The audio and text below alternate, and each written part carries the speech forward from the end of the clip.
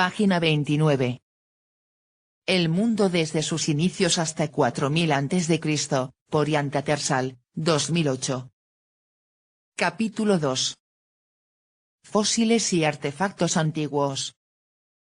¿Cómo saber acerca de nuestros antiguos ancestros, nuestros antepasados anteriores a la época en que comenzaron a guardarse registros escritos, que, en términos evolutivos, es virtualmente ayer? Para el principio mismo de este relato solo contamos con el registro fósil, restos petrificados de animales y plantas antiguos, y evidencias geológicas asociadas a las épocas y los ambientes en que vivieron esos precursores extintos. Para las etapas posteriores también tenemos el registro arqueológico, el archivo parcial de las actividades de nuestros ancestros. Cuando muere un animal, sus restos por lo general se esparcen en el viento y en el agua, con ayuda de carroñeros, y se consumen o se pudren. Sin embargo, hay ocasiones en que los sedimentos acumulados, lodo de ríos o lagos, por ejemplo, los cubren y así los preservan de una destrucción inmediata. En realidad, es poco frecuente que los tejidos, como músculos y órganos, sobrevivan en el largo plazo, pero las partes corporales duras, huesos y dientes, que quedan enterrados de este modo a veces se conservan mediante la fosilización. En este proceso, los componentes orgánicos de huesos y dientes son reemplazados por minerales que, disueltos en agua, se filtran a través de los sedimentos que los envuelven. De esta manera los huesos se convierten literalmente en piedra y durarán un tiempo indefinido en ausencia de interrupciones externas. Los fósiles resultantes a menudo contienen un registro preciso no solo de la forma externa de los huesos y los dientes originales, sino también de sus estructuras internas.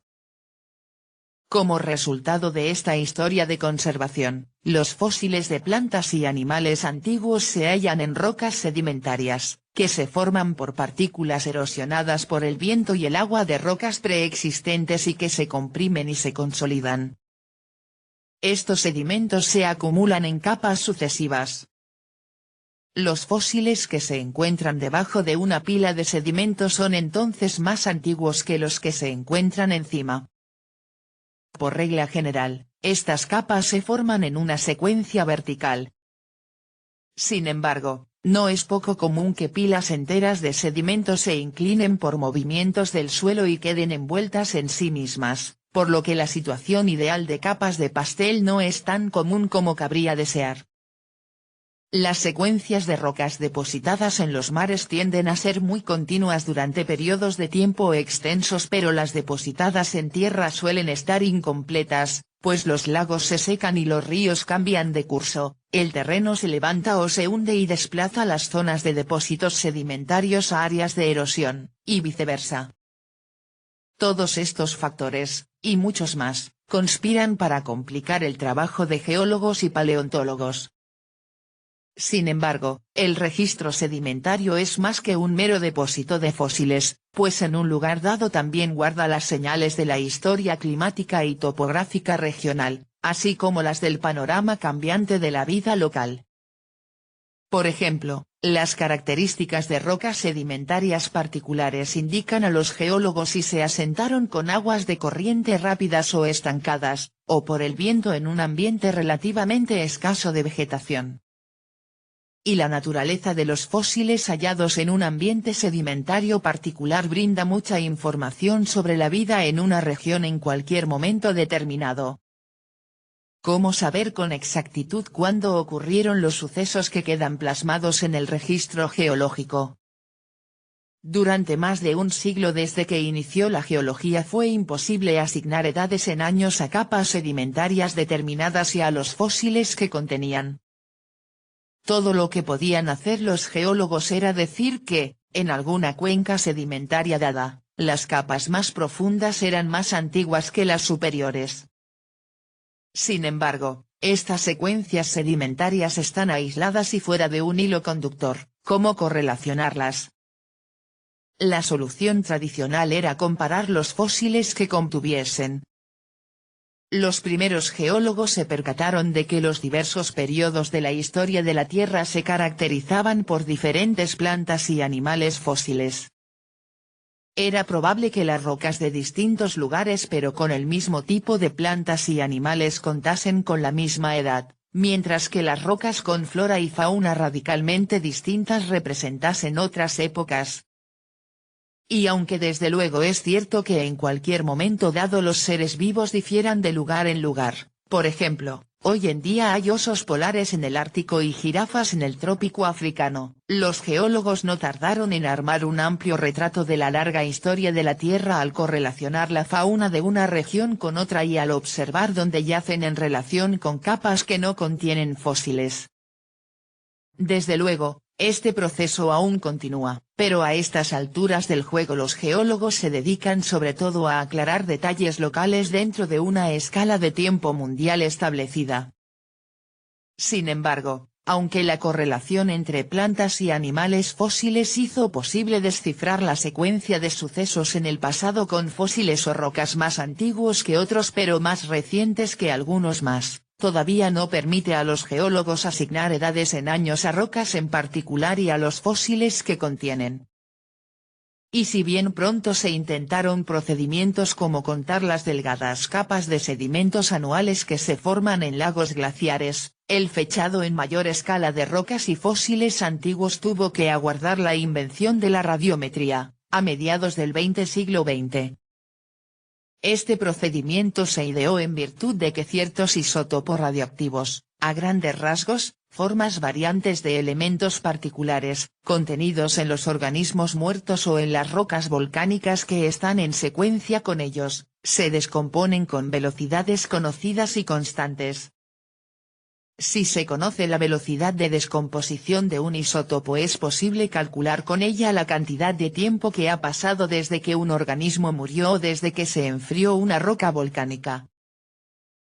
La forma más conocida de fechar los fósiles en sí es el método de radiocarbono. Todos los organismos vivientes contienen cierta cantidad de carbono, del cual una parte conocida es radioactiva. Mientras un organismo vive, la proporción entre carbono estable y radiactivo permanece constante pero cuando el organismo muere la porción radioactiva ya no se renueva y su cantidad comienza a disminuir en relación con su primo estable. Así, las proporciones de las dos clases de carbono en una muestra indicarán cuánto tiempo ha pasado desde la muerte del organismo. La media de vida del carbono radioactivo, el tiempo que tarda la mitad de los átomos en descomponerse, es breve, de menos de 6.000 años, por lo que para cuando hayan transcurrido 40.000 o 50.000 años habrá muy poco de él para medirlo. Esto limita un tanto la edad máxima en que pueden fecharse los fósiles con esta técnica pero el radiocarbono, el primer método de fechado radiométrico, aún se emplea mucho para fechar fósiles relativamente recientes, como los del Homo neanderthalensis y los primeros Homo sapiens. De hecho, es útil en particular desde la introducción de una variante, fechado por acelerador de espectrometría de masas, OAM, que permite datar muestras pequeñas de material orgánico. En tanto las muestras para análisis sean de alta pureza, el fechado por radiocarbono produce resultados muy precisos, si bien es necesario calibrar las mediciones para compensar factores como variaciones de la producción de carbono radioactivo en la atmósfera superior y cambios en la fuerza del campo magnético de la Tierra. Otro procedimiento para fechar fósiles directamente es el conocido como resonancia de spin electrónico, RES, o resonancia paramagnética electrónica, para el cual el esmalte dental es el material favorito, el hueso no es buena opción. Se rellenan las trampas vacías en la estructura cristalina del esmalte con electrones libres a una velocidad que varía con el nivel de radiación de fondo del sitio particular donde yace el fósil. Si se conoce la velocidad, se mide la cantidad de trampas de electrones que se llenan y con ellas se calcula el tiempo hasta 2 millones de años, desde que se vaciaron las trampas por última vez, por lo general cuando el organismo murió. Este método se aplica asimismo al tiempo de depósito de las coladas, capas de calcita que suelen hallarse en cavernas formadas en terrenos de caliza. Otra clase de fechado mediante carga de trampas es la termoluminiscencia, TL, que mide la luz que emiten los electrones salientes conforme se calienta una muestra. La cantidad de luz es proporcional a la cantidad de trampas de electrones que se vacían, las cuales, de nuevo, se llenaron con una velocidad determinada por la radiación de fondo. Como las trampas se vacían al calentar una muestra, este método es aplicable a materiales como el cuarzo y el sílex que por una razón u otra se quemaron en las fogatas de nuestros precursores. Por fortuna, el método de TL funciona para todo el periodo durante el cual los antiguos humanos usaban fuego de manera continua, y también ha servido para datar arenas de cuarzo cuyas trampas de electrones se vaciaron por exposición a la luz solar. Quizá el método más común de fechado radiométrico, sobre todo para periodos más antiguos y cuando el volcanismo era extendido, ubica no los fósiles en sí sino las rocas en las que se hallan. Se trata de la técnica potasio-argón, K/Ar, que a principios de la década de 1960 fue la primera en revelar la extraordinaria edad de los fósiles del antiguo homínido encontrado en África Oriental. Las rocas volcánicas contienen potasio, del cual una fracción pequeña pero constante es radioactiva y se descompone muy lentamente hasta una forma estable del gas raro argón. El potasio radiactivo tiene una vida media de 1.300.000 años. Las rocas volcánicas no contienen argón en las altas temperaturas con que llegan a la superficie de la Tierra, por lo que cualquier cantidad de argón en esas rocas debió acumularse después de que las capas volcánicas se extendieron por la superficie o cerca de ella, y luego se enfriaron y comenzaron a atrapar argón. Así, si se mide la abundancia de argón y potasio en una muestra, es posible calcular cuánto tiempo ha pasado desde que la roca se enfrió. Y aunque por lo general los fósiles no se encuentran directamente en rocas volcánicas, pueden ser comunes en las demás rocas vecinas en una pila sedimentaria. Por tanto, en una secuencia continua de capas de rocas sedimentarias se sabe con gran confiabilidad que los fósiles hallados arriba o abajo de una capa volcánica son un poco más recientes o antiguos que la roca que se fechó. Hace pocos años se sustituyó la técnica K/Ar original por un método relacionado conocido como argón-argón, Ar/Ar, con gas argón extraído de cristales minerales individuales para evitar muchos inconvenientes asociados a los métodos anteriores. La mayor parte de la historia evolutiva humana tuvo lugar en las eras geológicas conocidas como Plioceno, de hace 5.200.000 a 1.800.000 años, y Pleistoceno, de hace 1.800.000 a 10.000 años. Y desde hace mucho tiempo se sabe que la época pleistocena en particular estuvo marcada en latitudes del norte por episodios sucesivos de enfriamiento climático y glaciaciones, en los cuales la capa de hielo polar se extendió en gran parte del área que abarcó. En Europa, esta expansión cubrió el norte de Alemania y la mayor parte de Inglaterra con hielos de un grosor de cientos de metros en América del Norte. Durante el último episodio glacial de este tipo, la capa de hielo avanzó muy al sur, hasta lo que hoy es la ciudad de Nueva York. A finales del siglo XIX se propuso que los principales episodios glaciales europeos formaban parte de una secuencia de 4 temporadas de frío separadas por periodos interglaciares más cálidos. Esto ofreció un marco cronológico conveniente en el cual era posible ajustar los fósiles, pero aparecieron numerosos problemas. La peor dificultad la representó el hecho de que el avance de las capas de hielo raspan el terreno en el que se desplazan y después, cuando se derriten, los desechos que junta el hielo se van con el agua para terminar en otros lugares. En otras palabras, las capas de hielo tienden a destruir gran parte de la evidencia de su propio tránsito, y es muy difícil correlacionar evidencias de glaciaciones en un lugar con las de otro lugar. Por fortuna, Desde la década de 1950 surgió una manera eficiente de abordar la secuencia de calentamientos y enfriamientos del Pleistoceno. Esto es posible en virtud de que, a diferencia de las superficies en tierra firme, el lecho marino mantiene un registro más o menos completo de acumulación sedimentaria con el tiempo. Y estos sedimentos también contienen restos de foraminíferas, microorganismos cuyas marcas, cubiertas exteriores duras, ofrecen un registro de la temperatura del mar en el periodo en que vivieron. Durante su vida, las foraminíferas absorben 2 isótopos de oxígeno del agua circundante. En épocas frías, el agua marina es más rica en el isótopo más pesado, mientras que con climas más cálidos aumenta el isótopo más ligero.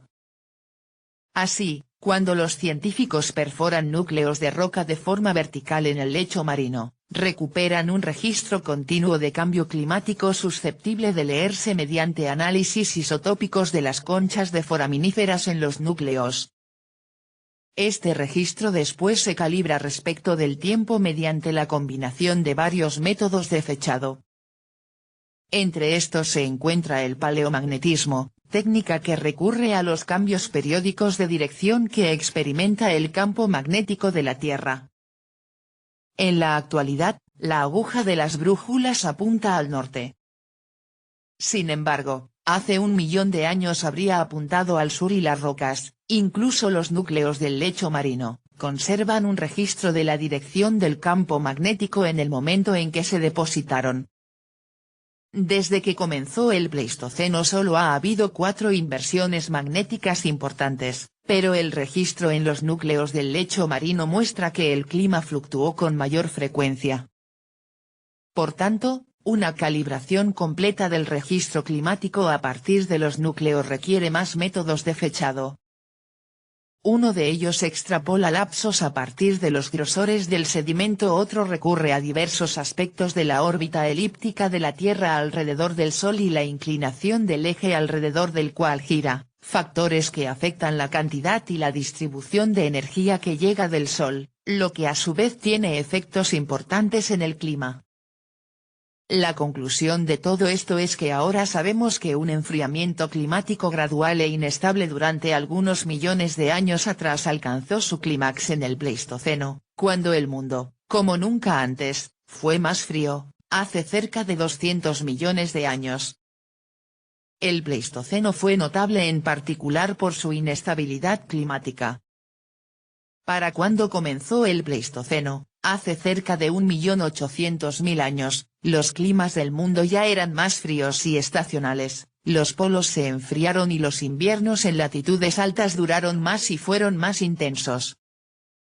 Más o menos hace 500.000 años, el mundo se asentó en un modelo cíclico de cambio en el cual los climas variaron de ciclos más cálidos, como el actual, a otros mucho más fríos, con expansiones máximas del casquete polar cada 100.000 años, aproximadamente. Aunque en promedio los climas del Pleistoceno fueron significativamente más fríos que los actuales, cada uno de estos grandes cambios estuvo marcado por numerosas oscilaciones climáticas de menor escala.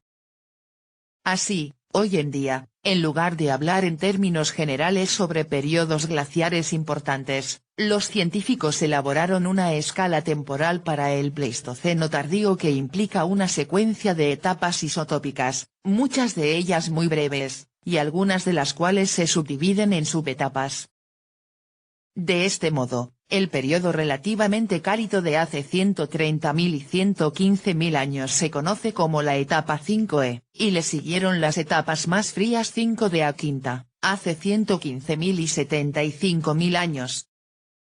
Conforme el mundo siguió enfriándose, las etapas 4 y 3 ocurrieron hace 75.000 y 30.000 años, y un periodo de las temperaturas promedio más bajas, el máximo glacial de este ciclo, constituye la etapa 2, el periodo comprendido entre hace más o menos 30.000 y 12.000 años. En Europa, la vegetación predominante durante fases como la etapa 5e habría sido en muchos lugares de bosques de robles y hayas, en gran parte como en el presente, mientras que en las etapas 3 a 4 el paisaje habría sido abierto, con vastas cantidades de animales en manadas que pastaban hierbas y arbustos pequeños. Conforme retrocedemos en el tiempo, el registro climático se desdibuja un poco, pero se observa la misma tendencia. En la etapa 6, que comprende entre hace 180.000 y 130.000 años, el subcontinente europeo estuvo gran parte del tiempo sujeto a condiciones glaciales totales, pero en la precedente etapa 7 el clima fue más benigno, con condiciones templadas la mayor parte del tiempo. La irregularidad climática de las eras de hielo afectó no solo el hábitat donde vivieron nuestros precursores, sino también la geografía del mundo. Conforme se extendieron las capas de hielo, encerraron el agua que antes hubiera ido a los océanos, lo que bajó los niveles del mar y unió de esta forma muchas masas de tierra ahora separadas por barreras de agua. Cuando las capas de hielo se contrajeron ocurrió lo inverso, para dar paso a costas más parecidas, temporalmente, a las que conocemos hoy en día. Desde luego, estas condiciones de inestabilidad geográfica, climática y ecológica son justamente las más propicias para la innovación y el cambio evolutivos. Los fósiles hallados en un lugar determinado brindan mucha información de la historia de la vida en esa localidad particular. Y los fósiles no solo contribuyen con datos sobre la antigüedad de rocas específicas, sino que también poseen información valiosa sobre ambientes pasados. Muchas especies tienden a tener marcadas preferencias ambientales, y por ende son indicadores muy sensibles de la clase de hábitat en que vivieron. Pero es importante no olvidar que en su mayoría los fósiles de fauna son ensambles muertos y no ensambles vivos. En otras palabras, los fósiles que se hallan en un lugar particular no son necesariamente una muestra representativa de los animales que vivieron en el entorno inmediato. De hecho, en algunos casos los fósiles de huesos muestran señales de haber viajado en el agua desde lugares lejanos de donde murieron sus poseedores, de modo que los fósiles que se hallen juntos no son necesariamente de animales que hayan vivido juntos. En realidad, los ensambles de huesos fósiles dentro de la misma cuenca sedimentaria bien pueden ser una muestra de varios ambientes, o, al menos, de varios microambientes.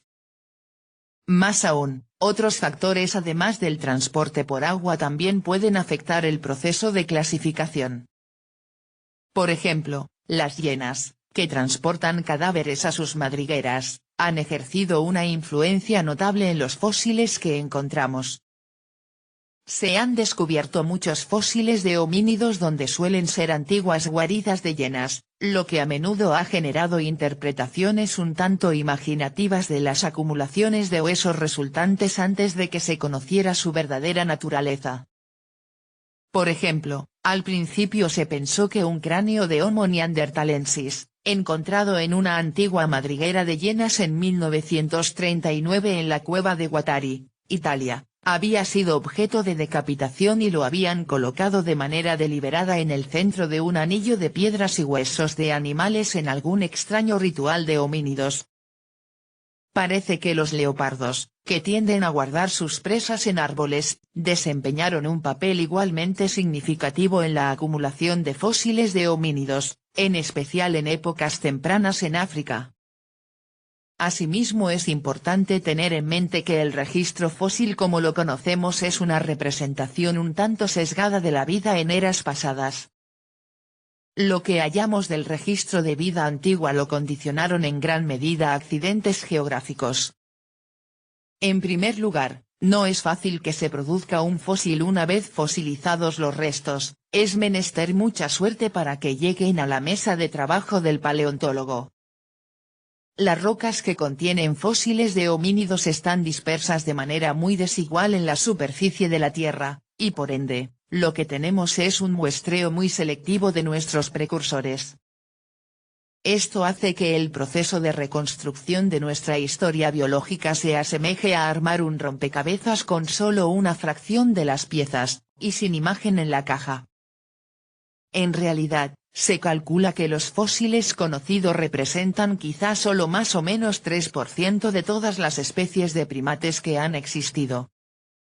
Por todo esto, es de particular importancia analizar de forma adecuada los fósiles disponibles. Por ejemplo, si por error suponemos que la evolución es, en esencia, un proceso de afinación en linajes de organismos que corre como una cadena con el paso del tiempo, es probable que deseemos meter todos los fósiles de homínidos que hallemos en esa cadena como eslabones sucesivos. Si llevamos este caso al extremo, una vez determinada la supuesta cadena a la que pertenece un fósil, su lugar evolutivo se ubica básicamente por su antigüedad, en una suerte de ejercicio de unir puntos. Y si falta la mayoría de los eslabones en la cadena, tal vez no sean visibles con facilidad las deficiencias resultantes en esta clase de esquema durante años. Así sucedió en la paleoantropología, y esta disciplina aún se recupera de sus efectos.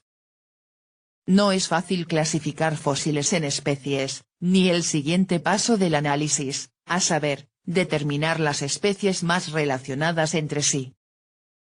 Cada organismo posee una gran cantidad de características, pero no todas son por igual útiles para determinar relaciones. Los rasgos primitivos, heredados de un ancestro común remoto, pueden afectar en gran medida el parecido general que vemos entre dos criaturas, pero no sirven mucho para determinar relaciones dentro de grupos amplios cuyos miembros tengan este ancestro en común. Para esto último es necesario recurrir a lo que se conoce como caracteres derivados, los cuales se heredan de formas ancestrales comunes más recientes. Compartir estos caracteres derivados únicos es la pista básica para saber cuáles pares de formas mantienen una relación más estrecha entre sí. Hasta ahora el asunto va bien, aunque todo esto se complica por la adquisición independiente de características semejantes, lo cual puede suceder entre formas con relación cercana y por ende genéticamente semejantes. Sin embargo, aparece un problema real cuando se trata de determinar con exactitud qué clase de relación hay. Esto sucede porque las relaciones son de dos clases, la que hay entre una especie ancestral y su descendiente, y la que existe entre dos especies que descendieron del mismo ancestro. Estas categorías de relación tienen implicaciones definitivamente distintas para las historias evolutivas, pero es difícil distinguir entre ellas incluso de manera teórica, sobre todo cuando se trata de ancestros y descendientes. Lo anterior se debe a que es obvio que todo ancestro debe ser primitivo en todas sus características concernientes a su descendiente putativo, pero cuando una forma es primitiva en todo, no se dispone de ninguna característica derivada para vincularla con su supuesto familiar. Tal vez esto se parezca un poco a preocuparse por la cantidad de ángeles que caben en la cabeza de un alfiler, pero en realidad tiene una consecuencia muy importante para quienes se esfuerzan en reconstruir historias evolutivas. Si bien una hipótesis de relación general de que dos especies tienen una relación más estrecha entre sí que con cualquier otro miembro del grupo mayor, es comprobable a partir de caracteres derivados compartidos, no sucede lo mismo con cuestiones de ascendencia y descendencia. Por tanto, ir de un diagrama ramificado sencillo conocido como cladograma, que muestra relaciones generales, a la formulación más completa conocida como árbol filogenético, que indica ascendencias y descendencias específicas, es como ir del reino de la ciencia comprobable al de la especulación, aunque informada. Cuando se avanza más, para generar lo que se denomina un escenario mediante la adición al árbol de todo lo que se sabe o cree que se sabe sobre ambiente, adaptación, etc., se aleja aún más la ciencia comprobable. Desde luego, los escenarios más completos son la clase más interesante de relatos evolutivos, y la paleoantropología sería un tanto aburrida sin ellos. Pero necesitan basarse en cladogramas y árboles específicos para que otros científicos vean de dónde provienen, y el problema es que los paleoantropólogos tienden a sumergirse en aguas profundas, van directo a escenarios completos. Esto ha provocado que el análisis en la disciplina se reduzca a una especie de competencia de cuentacuentos. Desde luego, El interés inherente de los escenarios es que en ellos los fósiles vuelven a cobrar vida, al regresar a los huesos estáticos los rasgos que alguna vez los animaron. Y si la paleontología no se trata de vida pasada, no se trata de nada. Los fósiles ensamblados, bien interpretados, no solo ofrecen información valiosa sobre la época, los ambientes y las especies competidoras que cada morador tuvo que enfrentar, sino, vistos con los ojos de un ingeniero, los fósiles individuales dicen mucho sobre la forma como funcionaron en vida los individuos que representan. Las proporciones de las extremidades, las superficies de las articulaciones, los acoplamientos musculares, las características dentales y una multitud de otros rasgos revelan mucho sobre comportamientos físicos. Sin embargo, cabe insistir aquí en que es prudente evitar la noción de que todas las especies, o la mayoría, están increíblemente bien ajustadas a sus ambientes. Después de todo, las especies especialistas tienden a extinguirse mucho más que las generalistas. Antes de las épocas en que se cuenta con un registro arqueológico, toda evidencia referente a los estilos de vida de nuestros precursores es por completo de carácter deductivo. Los modos de vida deben reconstruirse casi por completo a partir de un análisis de la manera como habría operado una estructura corporal particular, mediante analogías de organismos vivos con estructuras semejantes. De hecho, además de unos cuantos estudios que revelaron una firma química más bien de tipo carnívoro en los huesos de algunos de nuestros predecesores más remotos, nada directo hay para determinar la conducta de los homínidos más antiguos. Sin embargo, todo cambia con el surgimiento del registro arqueológico, y comenzamos a tener una fuente de información sobre lo que en verdad hacían nuestros ancestros en su vida independiente de las inferencias sobre la forma corporal. El registro arqueológico comienza con las primeras herramientas de piedra que los homínidos tempranos dejaron tras de sí, en lugares donde dichas herramientas se usaron para destazar cadáveres de animales.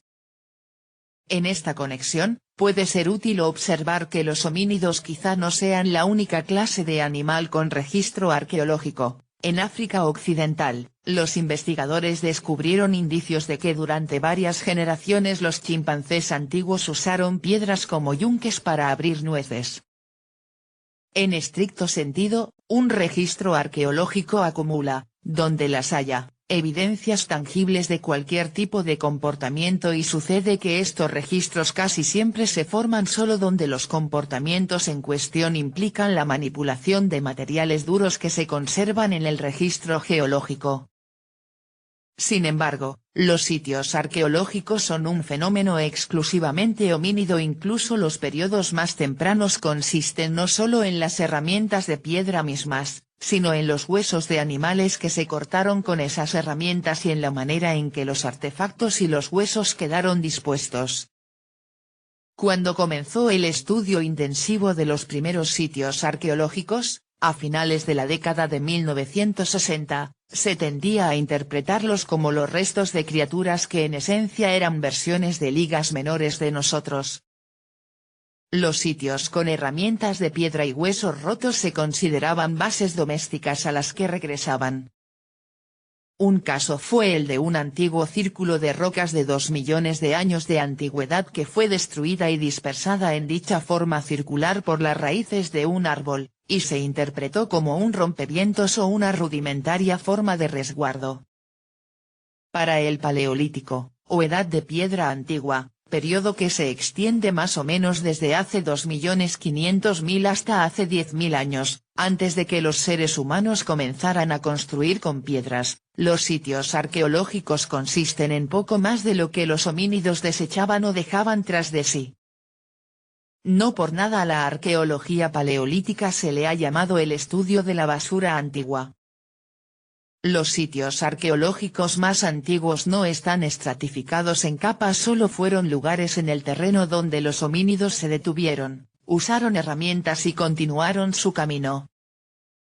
Con el paso del tiempo, los sitios arqueológicos fueron lugares cada vez más favorecidos a donde regresaban los homínidos de forma repetida, aunque fuese en intervalos extensos. En estos casos se acumularía una sucesión de capas, caracterizadas por estratos con los remanentes de las actividades de los homínidos, intercaladas con lechos planos de sedimento acumulado de forma natural. En algunos casos, las pilas de sedimentos de esta clase llegan a alcanzar muchos metros de altura, hasta llenar por completo la entrada de cuevas o refugios donde cuelgan de la roca para brindar cierta protección natural de los elementos. El mito del hombre de las cavernas proviene de que estos lugares fueron tanto puntos favoritos de los homínidos para acampar como ubicaciones donde era probable que se conservaran los desechos. En realidad, el antiguo Homo pocas veces, si acaso, vivió en la profundidad de las cuevas, y si alguna vez se refugió allí, no obstante pasó la mayor parte de su vida en el exterior. Conforme transcurrió el tiempo, el contenido de los sitios donde vivieron los homínidos se hizo más complejo. Sin embargo, como solo los materiales duros se conservan con el paso del tiempo, lo que llega a las manos de los arqueólogos no es más que un pálido y distante reflejo de la amplitud del comportamiento de los homínidos que dejaron sus útiles tras de sí. Gran parte del material de la cultura de los homínidos, objetos fabricados por personas, sin duda consistió siempre en artefactos hechos de materiales suaves que comenzaban a pudrirse casi de inmediato. Y el material de cultura en sí refleja solo una fracción de los variados comportamientos de cualquier grupo. De hecho, antes del advenimiento de la escritura casi ninguna conducta de los homínidos dejó algún registro en absoluto.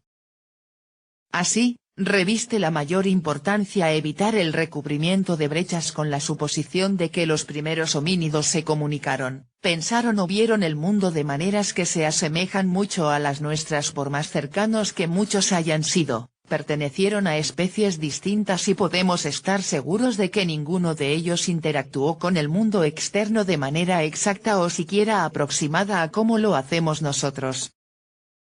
Entonces, ¿exactamente qué queremos decir con los términos humano y homínido?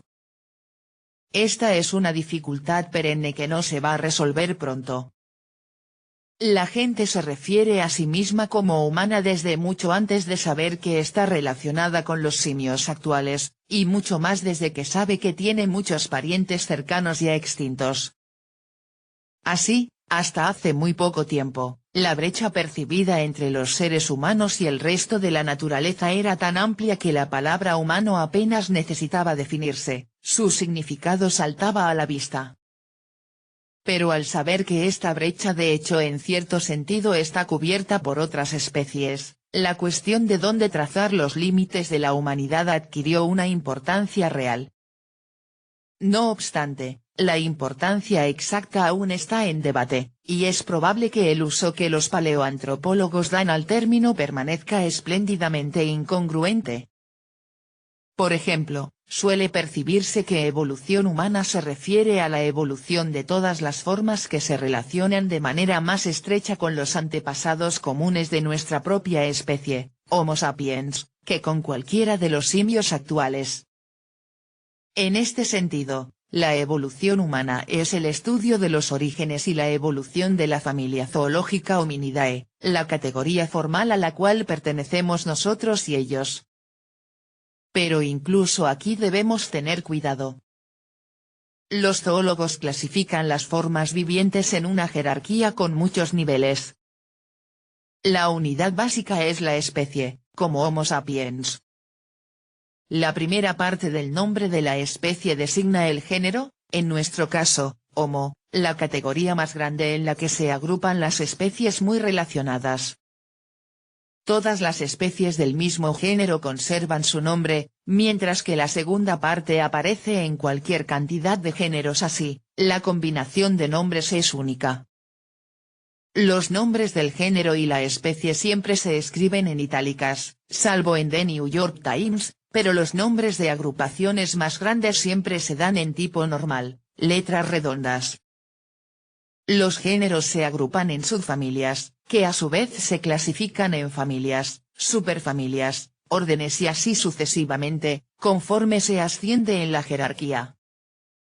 A diferencia de las jerarquías de tipo militar, en las cuales un individuo solo tiene un rango, cabo, teniente, coronel, etc., la jerarquía de la clasificación zoológica es incluyente, lo que significa que cada rango también incluye todos los que están debajo de él. Así, la especie Homo sapiens pertenece a la subfamilia Homininae de la familia Hominidae del orden Primates, y así sucesivamente. El sistema de clasificación de los seres vivos que se usa en la actualidad lo debemos al biólogo sueco Carolus Linnaeus, quien lo elaboró a mediados del siglo XVIII con base en el patrón de semejanzas que él y sus colegas observaron entre los moradores del mundo vivo. Si bien al principio los nombres zoológicos solían ser descriptivos, su propósito actual es estrictamente de identificación. Para evitar confusiones, la elección de nombres se rige mediante reglas elaboradas. En su forma original, previa a Darwin, la jerarquía linnaeana tenía relativamente pocos rangos, pero estos se multiplicaron conforme aumentaron nuestros conocimientos sobre organismos vivos y extintos. Por ejemplo, la familia produjo subfamilias y superfamilias, mientras en un nivel inferior se incorporaron tribus e incluso subtribus y supertribus entre los niveles de género y familia. Los grupos en cualquier nivel de la jerarquía se denominan taxones. Al menos en parte, la multiplicación de rangos en la jerarquía taxonómica fue producto de mantener los taxones monofiléticos, lo que significa que cada taxón debe consistir solo en los descendientes del mismo ancestro común. Sin embargo, aun con una gran cantidad de rangos disponibles, no siempre es posible reflejar todas las variables, minucias de la descendencia en una clasificación, y para muchos es poco sensato intentarlo. Las clasificaciones son, en esencia, instrumentos de referencia más útiles cuando permanecen estables, y este fin suele lograrse mejor al insistir en que si bien los taxones tienen que ser monofiléticos, no necesariamente deben incluir todos los descendientes de la forma ancestral común. Se han establecido algunas convenciones para facilitar la lectura de la masa de nombres en el sistema linnaeano. Por ejemplo, los nombres de las subfamilias siempre terminan en inae, los de las familias en idae y los de las superfamilias en oidea. Con la llegada de la teoría evolutiva, a mediados del siglo XIX, quedó claro que la estructura de grupos dentro de grupos, patente en el mundo vivo, sabemos por intuición que estamos más relacionados con un mono que con una vaca, y que los tres lo estamos más entre nosotros que cualquiera con un tiburón, es resultado de un modelo de ascendencia y descendencia que se diversifica de manera estable. Por suerte, este modelo se representa muy bien con el sistema de la clasificación jerárquica, que se inventó en el siglo XVIII, 100 años antes de Darwin. Así, todos los primates descienden de un ancestro único muy antiguo, como también, más recientemente, cada una de las diversas familias dentro de nuestro orden y cada uno de los géneros dentro de cada familia. Hay cierta polémica sobre lo apropiado que es en realidad clasificar al Homo sapiens y a sus parientes extintos juntos en la familia Hominidae y excluir a todos los grandes simios actuales, gorilas, bonobos, chimpancés y orangutanes. Resulta que nosotros y nuestros parientes fósiles quizá estemos más relacionados con uno de estos grandes simios que con los demás, chimpancés y bonobos van a la cabeza hoy en día, pero hay otros competidores activos. Por tanto, es tema de debate si Hominidae debe contener algunos o todos los grandes simios así como humanos y sus parientes, y hay quienes reducirían Hominidae, como se acepta aquí, a la subfamilia Homininae o incluso a la tribu Hominini. Los detalles de esta controversia son tan oscuros como numerosos, pero tal vez baste señalar que por ahora hay suficiente diversidad documentada en los niveles de género y especie dentro de los taxones, o grupo de clasificación, que contienen Homo sapiens y sus parientes cercanos no simios para justificar considerarla una familia zoológica completa por derecho propio. Así, para nuestros fines, la evolución humana es sinónimo, junto con la historia evolutiva, de la familia Hominidae. No obstante, esto no resuelve el problema de lo que significa humano en sentido práctico. Por ejemplo, los primeros homínidos sin duda no fueron seres a quienes por instinto reconoceríamos como humanos. E incluso los primeros miembros del género Homo tampoco calificarían para esta descripción si nos los topáramos frente a frente. De hecho, un argumento sólido es que, de nuestros parientes desaparecidos, solo los más recientes que se comportaron más o menos como nosotros en la actualidad pueden considerarse completamente humanos. Así, lo importante es recordar que no hay aciertos o errores absolutos en el debate sobre la definición de humano, y que cada uno de nosotros puede tener una perspectiva diferente y legítima del asunto. Página 47.